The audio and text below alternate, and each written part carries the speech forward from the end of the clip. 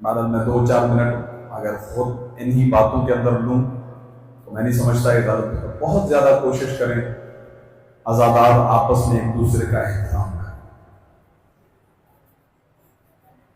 کبھی کسی بات پر کلیش، ناراضگی، مسئلہ تھا بھی صحیح تو ایام عزا میں امام حسین کی خاطر ایک دوسرے سے تعلقات کو مستحکم کریں، اچھے طریقے سے روا رکھیں، ایک دوسرے کا احترام کریں۔ عزاداری میں چھوٹی چھوٹی چیزوں کا خیال کریں۔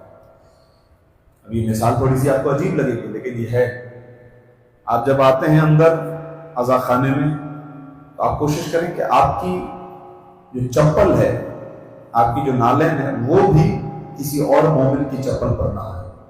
اتنا خیال آپ کو کرنا ہے۔ یہ میں آپ کی خدمت میں جو عرض کر رہا ہوں، مومن کے جو حقوق ہیں وہ اپنی جگہ پر ہیں، لیکن ایک عزادار کا جو حق ہے دوسرے عزادار، احترام ہونا چاہیے، ہر چیز کا احترام ہونا چاہیے۔ جو چیز بھی عزادار کے قریب ہو جائے اس کا احترام کریں۔ نیاز جو آپ کو بڑھتی ہے، جتنی آپ تناول کر سکتے ہیں اتنی لیں۔ نیاز کو ضائع نہ کریں، نیاز پیروں میں نہیں گرنی چاہیے۔ قدر و قیمت ان ساری چیزوں کو، وہ سیاہ لباس جو آپ نے اپنے بدن پر زیب تن کیا، اس کی طہارت کا خیال رکھیں۔ یہ مقدس ہو گیا، یہ متبرک ہو گیا سید الشہداء کی وجہ سے، منسوب ہونے کی وجہ سے۔ لہذا یہ چھوٹی چھوٹی چیزیں ہیں لیکن ان کا بہت زیادہ خیال رکھنا ضروری ہے۔ میں رک کر آپ کی خدمت میں جملے کہنا چاہ رہا ہوں کیونکہ سرکار سید الشہداء ہمارے موضوع کا ایک اہم جز ہے، اور یہ جگہ جو ہے فرش اعزا، یہ بہترین تربیت کی جگہ ہے انسان کو انسان بنانے کے لیے۔ سرکار سید الشہداء کی عزاداری میں بہت زیادہ عرق ریزی سے کام لیں، بہت زیادہ دقت سے کام لیں۔ ایک مرتبہ محرم آ گیا، اب آپ کی زبان آپ کے کنٹرول میں ہو، آپ کے ارادے آپ کے کنٹرول میں ہو، آپ کی مرضی آپ کے کنٹرول میں ہو۔ ایک مومن دوسرے مومن سے جس طرح سے پیش آتا تھا، اب سرکار سید الشہداء کی وجہ سے اس کا طریقہ بدل جائے۔ اب وہ رنجشیں ختم ہوں، محبتیں بڑھیں، احترام بڑھے۔ چھوٹی چھوٹی چیز جو عزاداری سے ریلیٹڈ ہے، چاہے وہ دروازے پہ کھڑا ہوا شخص ہو کہ جو ویلکم کر رہا ہے، جو چوکی پہ کھڑا ہوا ہے، جو چیک کر رہا ہے آپ کو، ہر بندے کا احترام ہے کیونکہ وہ مجلس کا حصہ ہے، عزاداری کا حصہ ہے۔ مرثیہ، سلام، نوحہ پڑھنے والا ہر شخص واجب الاحترام ہے، سب کا احترام کرے۔ جو فرش اعزا پر بیٹھا ہے اس کا احترام، ہر چیز مقدس ہو جاتی ہے۔ میں فقط یہاں پر بطور مثال ایک واقعہ ذکر کرنا چاہتا ہوں تاکہ میں اس بات کو صحیح انداز میں آپ کی خدمت میں پہنچا سکوں۔ امام خمینی کے زمانے میں، آپ خمینی کے زمانے میں ایران میں ایک بہت بڑے خطیب گزرے،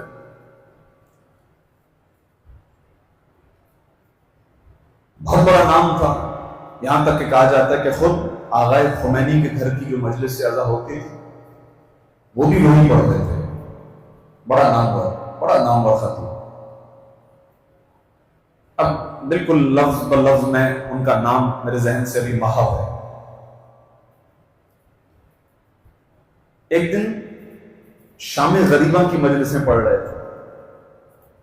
ظاہر ہے کہ شام غریباں کی مجلس مختصر ہوتی ہے، 10-15-20 منٹ سے زیادہ نہیں، اور اگر کوئی نامور خطیب ہو، بڑا خطیب ہو، تو اس کی اپنی مصروفیات ہوتی ہیں، اس کے تقاضے ہوتے ہیں، پہلے سے کمٹمنٹس ہوتی ہیں، یہاں پڑھنا ہے، وہاں پڑھنا ہے، وہاں پڑھنا ہے، ٹائم سارا سیٹ ہوتا ہے۔ تو وہ ایک جگہ سے آغائے کوثری، مجھے نام یاد آ گیا، کوثری، تو ایک مجلس پڑھ کے وہ وہاں سے نکل رہے تھے، شام غریباں کی 10ویں کا دن تھا۔ تو وہ جیسے ہی مجلس گاہ سے باہر نکلے، عزا خانے سے باہر نکلے، تو چھوٹے چھوٹے بچوں نے ان کو گھیر لیا اور ان کو کہا کہ آج عاشور کا دن ہے، آپ مصروف ہوں گے واقعی، لیکن ہم چاہتے ہیں کہ آپ ہماری دعوت کو قبول کریں، ہم نے بھی ایک مجلس عزا رکھی، ہم چاہتے ہیں کہ آپ اس مجلس عزا سے خطاب کریں۔ ظاہر ہے کہ بڑا خطیب اس طرح چھوٹے بچے کی بات کو فوراً سیریس تو نہیں لے گا، اپنے طور پہ ادھر ادھر دیکھ رہے ہیں، کیا کروں، بچوں کو کیا کہوں، بیٹا میری کمٹمنٹ ہے، مجھے کہیں پہنچنا ہے۔ کہنے لگے بالکل آپ چلے جائیے گا، بس جتنا مختصر آپ کے لیے ہو سکے، لیکن آپ آئیں، ہماری مجلس ہو گئی۔ ہم نے ایک چھوٹا سا سیٹ اپ بنایا، اہتمام کیا۔ اہتمام کیا تھا اب نہیں معلوم، اس وقت آیا کوثری کے ذہن میں آ گیا کہ ہاں ٹھیک ہے، جہاں تک مجھے نام یاد آ رہا ہوگا انشاءاللہ یہی ہوگا کہ میں چلا جاتا ہوں، ٹھیک ہے۔ اب بچوں کے ساتھ جو آئے تو ہم کوئی ظاہر ہے کہ بچے کیا سیٹ اپ بنائیں گے، اپنے طور پر ایسے زمین پہ کوئی کپڑا بچھا دیا، کوئی کرسی ورسی بھی کوئی ٹھیک ٹھاک کوئی ڈھنگ سے نہیں ہے، بس ایسی کوئی چیز رکھ دی، پتھر رکھ دیا یا اینٹ رکھ دی یا کوئی چیز، آج آپ بیٹھ جائیں اور مجلس پڑھیں۔ 10ویں کا دن ہوتا ہے تو اس وقت پھر یہ خیال بھی نہیں ہوتا ہے۔ تو آغا صاحب جو تھے وہ ادھر ہی بیٹھ کے اور ان بچوں کے سامنے ان کے بیٹھ کر انہوں نے مصائب پڑھے، شام غریبہ کے مختصر مصائب پڑھ کے جانے لگے۔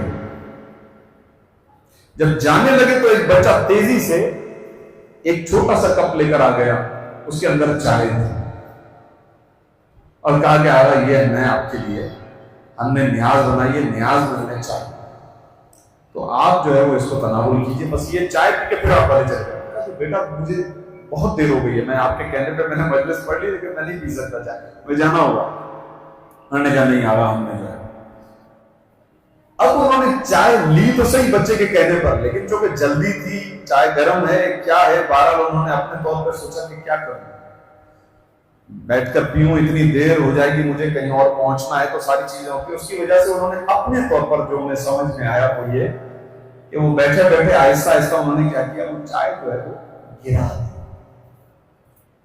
چائے جو ہے انہوں نے اسے گرا دی، اور پھر کپ رکھ کے اور چلے۔ پھر وہ ساری دن کی جتنی بھی شام غریبہ کی مجلس پڑھ کے رات کو تھکے آ رہے گھر پہنچے، سو گئے۔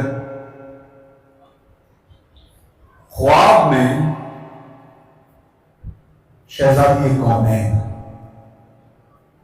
بیوی نے آ کر کہا کہ اے کوثری آج تم نے جتنی بھی مجلسیں پڑھی کوئی قبول نہیں۔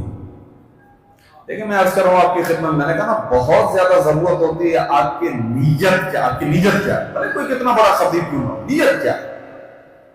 اعمال کا جو دار و مدار ہے وہ نیت پر ہے، عمل کے اندر جو چیز وزن پیدا کرتی ہے وہ نیت ہے۔ نیت خدا جانتا ہے، ائمہ اہل بیت جانتے، بیوی جانتی، امام زمانہ جانتے، نیت کیا۔ آپ کی نیت کا آپ کو پتہ ہے، میری نیت کا مجھے پتہ ہے۔ ابھی محرم کے بعد کے ایام اعزا کے بعد ماہ صفر کی مجلسیں ہوتی ہیں، گھروں کی مجلسیں ہوتی ہیں، تو ہم مومنین کو کہہ رہے ہوتے ہیں کہ بھائی اس نیت سے نہ آئیں کہ اگر میں ان کے گھر پہ مجلس پہ نہیں آیا تو یہ میرے گھر پہ نہیں ہے، ختم ہو گیا ثواب آپ کا، ختم ہو گئی بات۔ لہذا سارا دار و مدار نیت پر بیوی نے کہا ایک مجلس بھی تمہاری آج کے دن کی قبول نہیں ہوئی ہے سوا ہے اس مجلس کے کہ جو تم نے بچوں کے ہاں پڑھی تھی، صرف وہ مجلس قبول ہے، اس کے علاوہ کوئی اور مجلس قبول نہیں۔ لیکن اے کوثری مجھے تجھ سے ایک شکایت، جس چائے کو تو نے گرایا تھا وہ چائے میں نے اپنے ہاتھوں سے بنائی تھی۔ اور جو میں آپ کو بھی کہہ رہا تھا کہ مومن عزادار کی چپل تک کا خیال کریں، اس کا احترام ہے، اس کا حق ہے آپ کی گردن پر، سب کا ایک دوسرے کی گردنوں پر حق ہے۔ یہ بہت حساس مقام ہے، اس مقام پر ایک دوسرے کا احترام بہت ضروری ہے، چاہے آپ کی ذات کو نقصان ہو جائے۔ لیکن دنیا کے اندر یہ جب میلے لگتے ہیں اور کھانے بڑھتے ہیں تو لوگ لوٹتے ہیں کھانوں کو، فرش عزائے حسین اس لیے نہیں، یہاں سے بڑھتا ہے نیاز امام حسین۔ اگر آپ کو نہیں ملا، لیکن اگر آپ کے بھائی مومن کو مل گیا کافی ہے، بھلے نہ ملے آپ کو، اگر آپ کے مومن بھائی کو مل گیا کافی۔ تو یعنی ایک ایسی پاکیزہ سوچ کے ساتھ آپ عزاداری کو انجام دیا کریں کہ ہر جگہ پر اہل بیت کا کہیں نہ کہیں کنٹریبیوشن ہے، کہیں نہ کہیں اہل بیت علیہ السلام شامل ہے۔ کئی ایسے ہزاروں واقعات ہیں، واقعہ فقط میں نے آپ کی خدمت میں درمیان میں اس لیے عرض کیا ہے تاکہ تہذیب عزا کی طرف آپ کی توجہ رہے۔ ان تمام کاموں کو جو عزاداری سے تعلق رکھتے ہیں انہیں عبادت سمجھ کر انجام دیں، پاک و پاکیزہ امور ہے، یہ رسمیں نہیں ہیں، عادت نہیں ہے کہ بس جس دل میں آیا تو کر لیا، نہیں پسند آیا تو نہیں کیا جائے گا، نہیں، تمام تر عبادتوں کے اندر براہ راست چہاردہ معصومین علیہ السلام شامل ہیں۔